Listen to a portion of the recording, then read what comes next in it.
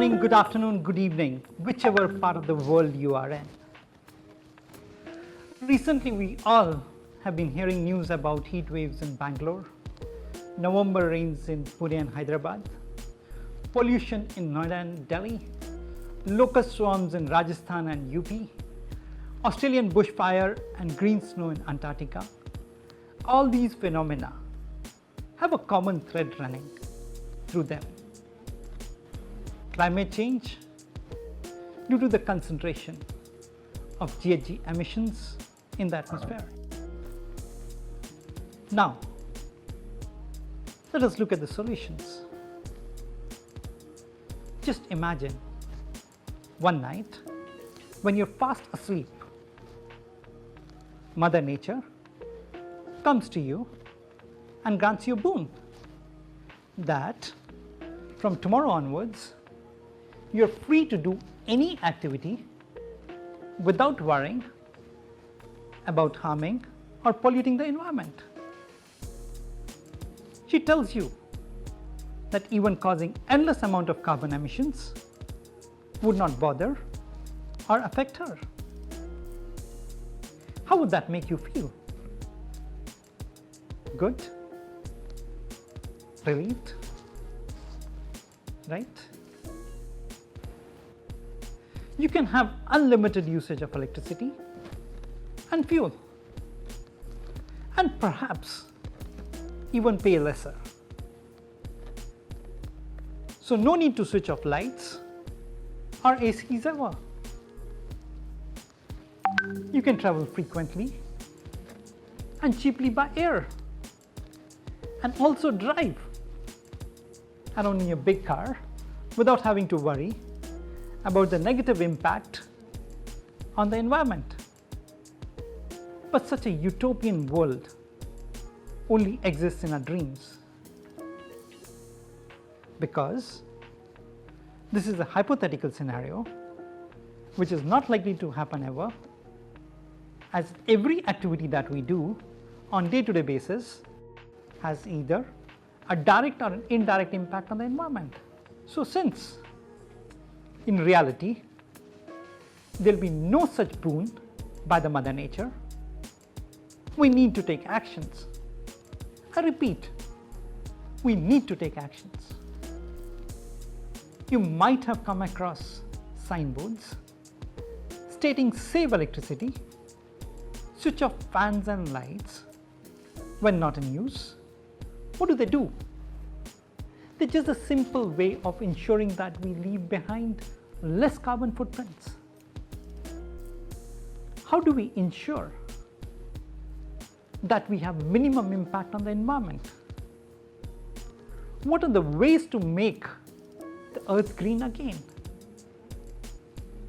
How do we make sure that emissions in the air are balanced and do not harm the life on this planet in any way? We have to look at using assets that will help us utilize our natural resources optimally and cause the least impact on the climate. Assets that will give us renewable energy, alternate mode of transport, connect with the world through video conference or telepresence, build softwares to conduct business online, conduct a sustained R&D for development of these assets, and many more future inventions that will help curb and control the climate positively. We will need to see many countries and businesses also committing to reducing their impact on climate and establishing targets to reducing their GHG emissions considerably. Whatever I said are the great ways of achieving a healthy and a favorable climate.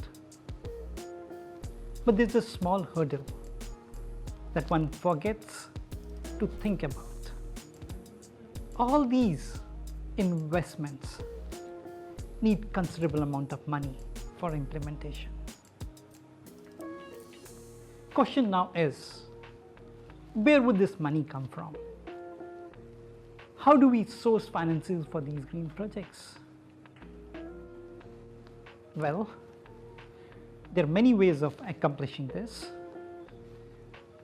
Today, I would like to discuss one of the ideal solutions for the businesses today: implementation of a carbon price. What is the internal carbon price?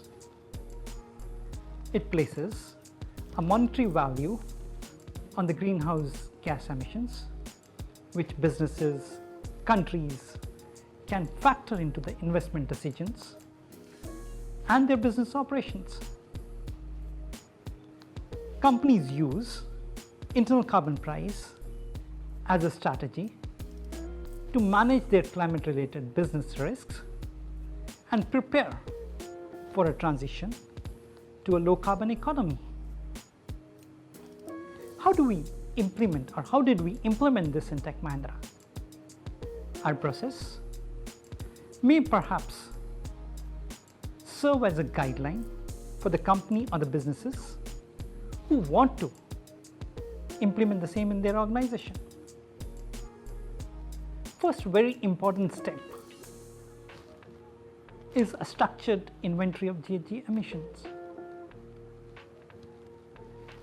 We have an in-house disclosure and sustainability performance management tool that facilitates, manages, analyzes, tracks, reports, and even forecasts our GHG emission data.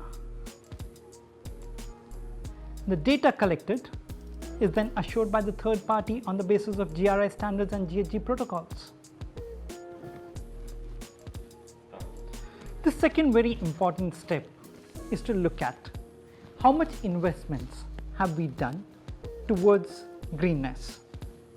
For Tech Mahindra, we looked at our budgeting and investment tools in coordination with our finance department. Here, a very important point is that CFO helped us here a lot.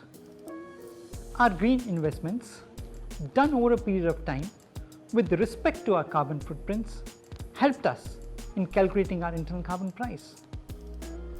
We then calculated per employee carbon emissions, that is, dividing overall emissions by our employee strength and multiplying by internal carbon price.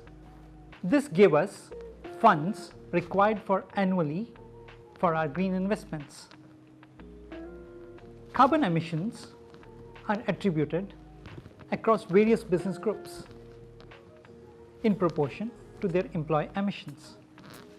For example, if one of my business unit has 20,000 employees, then the total internal carbon tax that unit will have to pay will be calculated by multiplying per employee emissions with 20,000 employees and internal carbon price. This mechanism has helped us increase green investments and motivated businesses to maintain and strengthen the price mechanism internally. At Tech Mahindra, the added strategy behind internal carbon pricing has 4 factors. First, protecting the interest of the stakeholders, aligning with the long-term carbon neutrality goals, supply chain sustainability. Fourth is reducing the cost of transition to the lower carbon economy. Some of our low carbon initiatives include installation of solar panels, replacing incandescent lamps with LEDs, installation of motion sensors, improved efficiency for HVAC, and other equipments getting LED certifications, and investing in virtual systems to reduce travel and logistics.